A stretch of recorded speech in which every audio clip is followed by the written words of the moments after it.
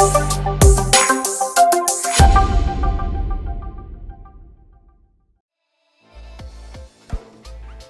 viewers, and welcome to another edition of Brave Namibia, where we celebrate both ordinary and extraordinary Namibians. Our first stop today is in Swakopmund, where Irene-Mari from Walt spoke to surf enthusiasts Ollie, Pieters and Hysko. They say that during the pandemic, many children and teenagers from underprivileged homes have been left in tough situations. Now they are reaching out to the youth through what they know best: surfing.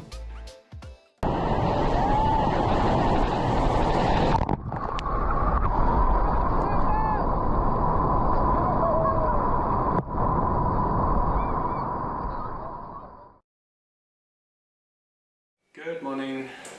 You're speaking to Oliver and Iris. And we are the founders of Namib Sustainable Waves. Namib Sustainable Waves is a community project benefiting vulnerable youth from the townships of Swakopmund in Namibia. Our project is centered around surfing, earth harmony and mentorship. Our main goals are to have fun through surfing, which also promotes a healthy lifestyle and it acts as a great social equalizer.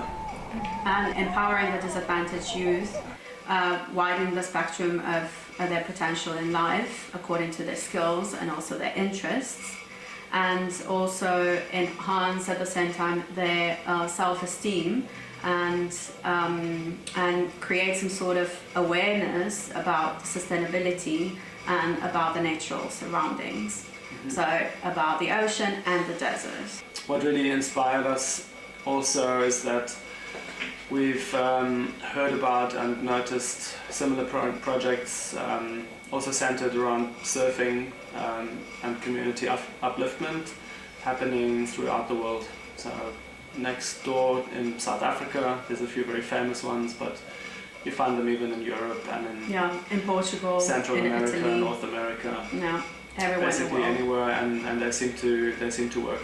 So we believe that it's going to work here too. We have people in need, we have ocean and waves, so that's why the conditions are there. You can actually see and read the long-term impact of these projects around the world, not only on the participants but on the whole community where the participants come from. So why not in Namibia? We started the project informally in April 2020, and right now we are registering it as an entity, as an NGO in Namibia. And we're trying to promote with our project gender equality, but also climate action and good health and well-being, quality education, and about surfing. And because we believe in a more equal, just world than what it currently is. What we do during our events, the Namib Sustainable events, are usually and hopefully organized one day on a weekly basis. But right now is Ollie and I running the events on so Ollie and I organize the events twice a month with the support of international volunteers, and we usually take the kids surfing. Ollie is the surf coach, so already in our surf school, so we provide transport. We go and pick them up directly at the townships. We go to the beach together and surf, and then our aim is also through the project to provide a meal for the kids attending the events. And then in the afternoon we organize an educational outing, possibly with guests and experts that can actually bring in their experiences in life. So we started initially with just a handful of kids, 2, 3, 4 kids, coming from more or less from one family. And you know how it also is in townships, and there's a strong sense of community actually. So of course these kids told their friends, and the parents are talking. So right now we have a group of of 8 to 10 kids that are, call it our core group, that join every time. Yeah. And then there's always, every time we go, there's also 1 or 2 new faces. And I think, as Iris mentioned, we're limited with the transport to 10 kids at the moment. Sometimes we have volunteers helping us with that have more vehicles, so then we can take a larger group. But this is something that actually happened recently. We organized a great beach day and went to the DRC township to pick them up, and then there were actually too many kids and we couldn't fit everyone in the car, and sadly we had to. It's very sad, yeah. Some of them had to stay behind because it simply wasn't possible to transport everybody, especially with COVID-19. It just wouldn't have been safe and responsible. No. So yeah, hopefully in the future we can partner, with maybe a transport provider that has a much bigger vehicle, a bus, so we can take much bigger groups on our outings and days. But how the project is growing, I think, is mainly word of mouth among participants, because we also had recently emails directly to Namib Sustainable Waves asking, like, families of moms and dads asking for surf lessons for their children. So probably the mission of Namib Sustainable Waves didn't get through the right way, but people are talking about it, which is good at the same time. But obviously we're limited, and with the capacity of with the transport. If you look at the numbers, it's quite scary, especially during COVID. Like, just 34% of children in Namibia actually attend secondary school, and during COVID, just 7% of the whole population actually could go to school or online. So how's it called? The connectivity rate for remote schooling was just 7% in Namibia in 2020, and the percentage is related to just middle income families. So obviously it's zero for these kids from the townships, which is scary. Yeah. We also want to create a meeting point one day, like a venue on the beach where the kids can actually feel safe. They can meet, they can surf, they can exchange ideas, they can talk to their mentors. Get help with homework. Yes, and this way they can also be part one day when they grow up of the same project and be the new mentors and work for the organization, because that's the main goal, to make the participants part of the organization and run themselves the project one day. Another thing that we eventually want to achieve is for this project to become so big that also it becomes financially possible to help participants along their way to become whatever they want to be in life. So basically to provide some sort of bursaries for tertiary education or training in whatever they might be interested in, whether it's to become a chef or to send them to become a professional surf instructor, or anything in between, or to become carpenters, to become programmers, whatever they might be interested in, which we hope to discover by interacting with them, and then to be able to have the means to actually support them along their way. And encourage them to also be entrepreneurs, to build self-esteem so they can believe in themselves and their potentials, and maybe have their own business. And not just think of finding a job, but to actually realize that there's so much opportunity around. And I think that is one of the greatest things about Namibia as a country, is that we're a young country. We have a lot of natural resources, a lot of beautiful nature. So for me, there's so much potential that can still be created in this country.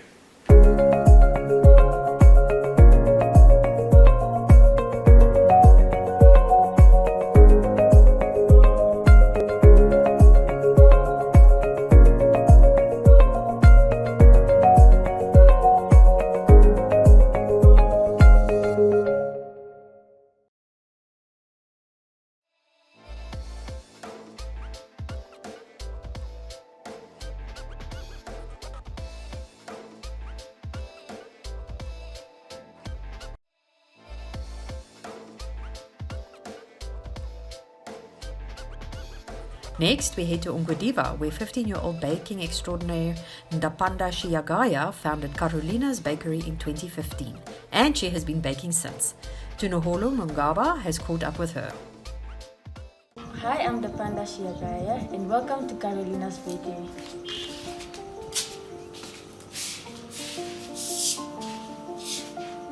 This is where I bake and make all the creations.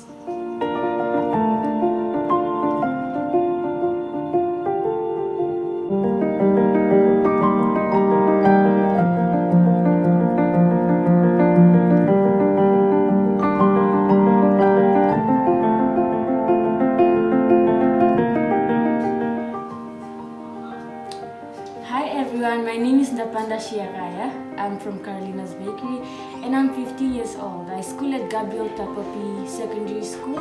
I am in 10th grade and I've been baking since 2015. I was like 10 years old. I've been baking with my mom and my cousins.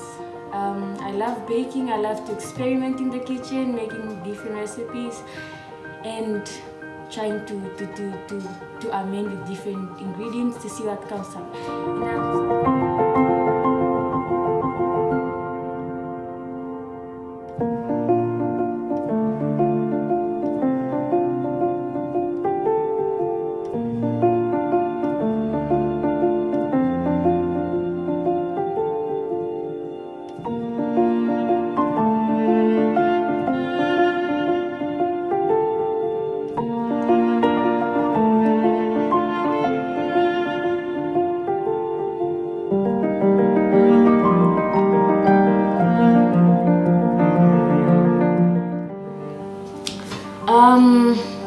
Buddy Valastro. Buddy Valastro is a famous American baker. I think he inspired me to start my own business. But what actually got me to start baking was my mom. My mom always taught us how to bake growing up as a young child. And the image of a successful baker like Carlo, it just inspired me to start and go. I started baking at home.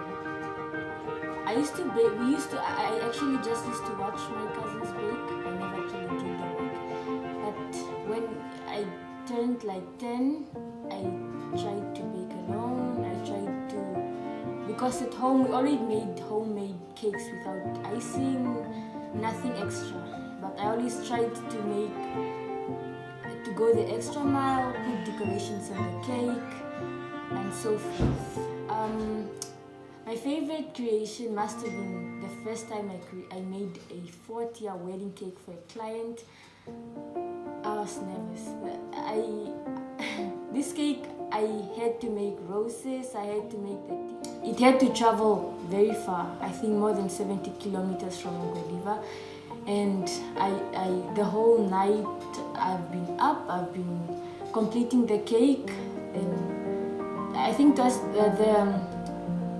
was the longest time I've ever made a cake. I slept at 7 a.m. My challenges here at Carolina's Bakery, mainly one of them are because I'm a learner.